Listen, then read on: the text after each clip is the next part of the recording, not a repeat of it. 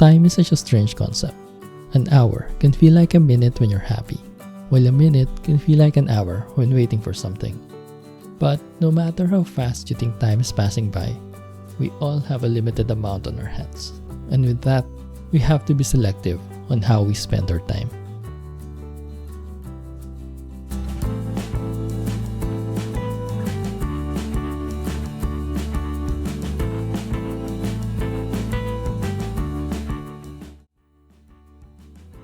Let's put life into perspective.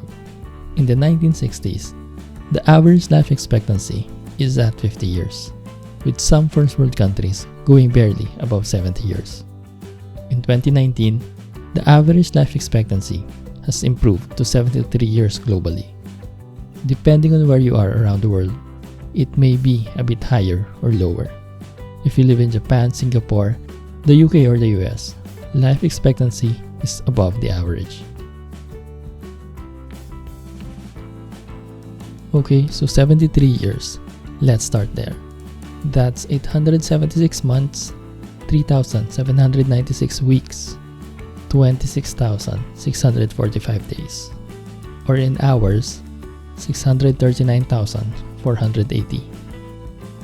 On the average, humans need to sleep 8 hours a day. That would be 33% of your whole life. Let's assume you only slept 7 hours a day. That would come to 186,500 hours your whole lifetime. Almost 30% of your whole existence. At 5 years old, you start school. You graduate at 20 years old. Let's say you spent a total of 8 hours of school every Monday to Friday during that time. Let's ignore vacation time for now. You might be attending some extracurricular activities during school vacation to keep you busy. This includes you waking up and preparing for school, plus the extra hours you put in finishing that project or preparing for that exam. Let's say 5%. Well, let's assume you're lucky enough to get a job right after graduation. Stable job that you can stay on until you retire. That could easily take up 10 hours of your day, preparing for work, plus the travel time, occasional overtimes. Again, let's ignore your vacation leaves, holidays, and sick leaves along the way for easier computation. Round it off at 18%. Of course, you still need to eat daily.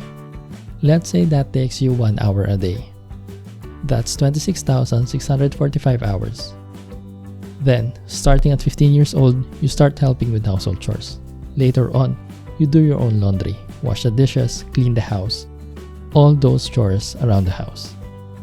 Let's say on the average, you use up 1.5 hours a day for chores. We total that up and let's make that the whole number, 9%. Do you watch TV, YouTube? Of course you do. Let's assume from 10 years old you discovered streaming videos, YouTube, Netflix, and the like. You started playing games on your mobile phone or your PC. 2 hours spent to daily entertainment. I don't think that's excessive. Remember, this is average. This includes you binge watching your favorite series for 20 hours over weekends. Yeah, we all did that at some point. Again, whole number at 6%. Overall, that takes us at around 429,292 hours, which is 67.5% of your total existence on this planet. Again, I'm assuming you're not an astronaut that will spend significant time outside of Earth. You still have a total of 210,188 hours. That's 8,758 days, 1,251 weeks, 288 months, or more than 24 years. At 30 years old, you already spent 41% of your life. At 60, 82%. Let's say you're 30 and wanted to start something, some new skill or a new endeavor. You still have 124,000 hours to chase your dreams. At 60, you still have more than 37,000 hours. Why did we compute all of those hours? In the book Outliers by Malcolm Gladwell, he discussed about the 10,000 hour rule. It says it takes 10,000 hours of deliberate practice to become an expert in any field. Remember how many thousands of hours you had? Think about how many fields you'd be an expert in. But sadly, this isn't the case.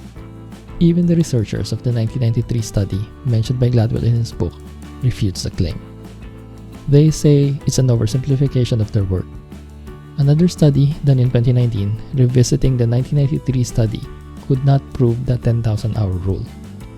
This also does not take into consideration other factors like genetics, your age when you started, and how hard you practice. For competitive sports, the quality of opponents is also a factor in improving.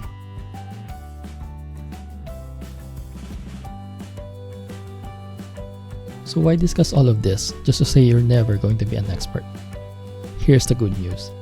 While being an expert in some field can be out of reach for many of us, we can use our time to learn so many things. Josh Kaufman has a TEDx talk discussing 4 simple steps to rapid skill acquisition. You only need 20 hours to learn anything. The steps are: number 1, deconstruct the skill. Divide the skill into its basic parts. Number 2, learn enough to correct yourself.